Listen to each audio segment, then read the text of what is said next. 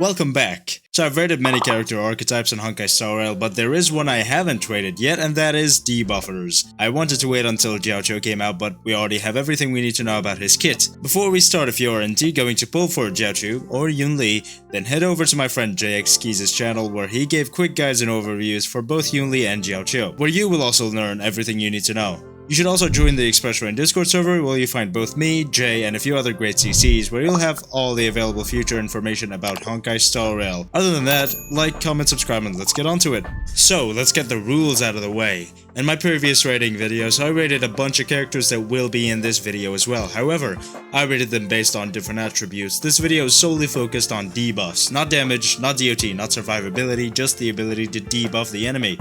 5 stars are at E0 and 4 stars are at E6. So let's get started. First character is Pela. She's possibly the face of death shredding in HSR because everyone's got her.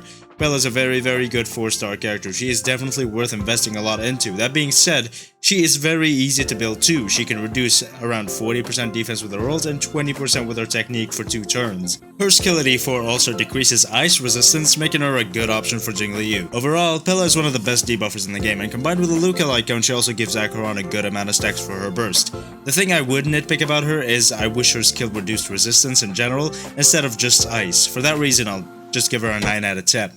Next up is Silverwolf. Now, she gives a couple more debuffs than just Death Shred or Res Shred. Of course, the biggest one is the Weakness Implant, which used to really be OP back in the day, but nowadays where the best characters don't really care, it's okay, I guess. However, she also decreases resistance to whatever element she applied by 20%, and also reduces the all-type res for the target by 7.5, which is really good. That already puts her a little bit above Pela's skill. Her ultimate reduces death by 45%, but unlike Pela's, it actually is single target, which may be a little bit of a detriment, and especially against 5 targets, it reduces your damage per screenshot a bit when you're doing an AoE ultimate. She also does a little bit of extra res and death shred with her traces that I don't really feel like going into the details of, but everything accounted for, I will give Silverwolf a 9.5 out of 10. I would have given her a 10 if her ultimate was at least Splash. Next up is Gwenaifen. She's mainly a DOT character, of course, but she does have her Fire Kiss stacks, which increase the damage taken by an enemy by 5.8% for each stack, stacking up to 4 times at E6. It's alright. Not super good, not that bad. Pretty good for DOT teams, of course. I'll give her debuffs a 6.5 out of 10. Black Swan is similar to Gwenaifen, just quite a bit better. They do work together since they provide different debuffs. Black Swan's kill reduces death by 20% on 3 targets, which is pretty good. I'll give her 7.5 out of 10. Sampo's ult increases DOT taken by enemies by 28%, which is really good. He's actually one of the best synergies with Black Swan, and you don't need Kafka for that team.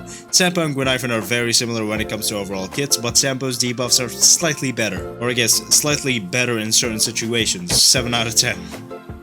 Welt is very different from all these previous characters. While one of his traces increases damage taken by enemies by 12% after using his ultimate, the rest of his debuffs are all about imprisonment and speed reduction, which means Welt focuses on not allowing the enemies to take any turns at all. Or at least he tries to, he's doing his best. He's just not the best whatsoever. Using Pela or Silverwolf or even Gwenaifen will allow your main DPS to do a lot more damage, and that's what we're looking at here today. I'll give him a 6 out of 10. A non-nihility character that actually applies a proper debuff is Aventurine. His ultimate increases the crit damage received by 1 target enemy, which is alright. It's pretty unique. If I remember correctly, there are no other characters that apply that specific debuff, which means that there won't be any diminishing returns when it comes to stacking debuffs with Aventurine and another character. So that's definitely a plus. However, it's just 1 debuff and it's just his ultimate, and it's pretty small. I'll give him a 4 out of 10. With the totem icon though, you can apply a burn on enemies when they attack Aventurine to help Aventurine gain a few more stacks for her burst. And now, what you've all been waiting for, possibly the worst limited 5-star in the game, Jiaoqiu. This guy stinks. His kit has more of an identity crisis than a person who's chronically online on both TikTok and Twitter. So the first downfall of Jiaoqiu comes through his talent. When he hits an enemy, he applies an Ash and Rose stack on them, which increases the damage taken by them by 7.5%, at talent level 1 of course. Now you would think that 2 stacks of that debuff will increase the damage taken by the enemy by 15%, and then 22.5% and so on. But you would be wrong. It starts at 7.5%, then it increases by 2.5% only at a max of 5 stacks. Now those numbers are, yeah, as I said, at talent level 1. At level 10 it'll probably look like 15 and 5% subsequent, but I haven't found that info. It's still BS though. When he activates his ultimate, his Ash and Rose stacks are maxed out on all enemies, and enemies in his ult field take increased ultimate damage.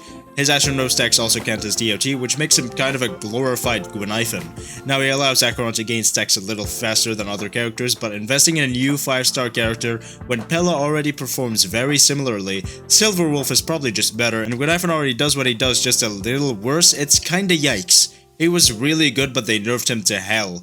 His Eidolons are actually pretty good, especially E1, but we're rating E0 here. Quite unfortunate for this NPC man. He's really usable for sure, but he is in no way worth it. Especially if you have an already built Pela.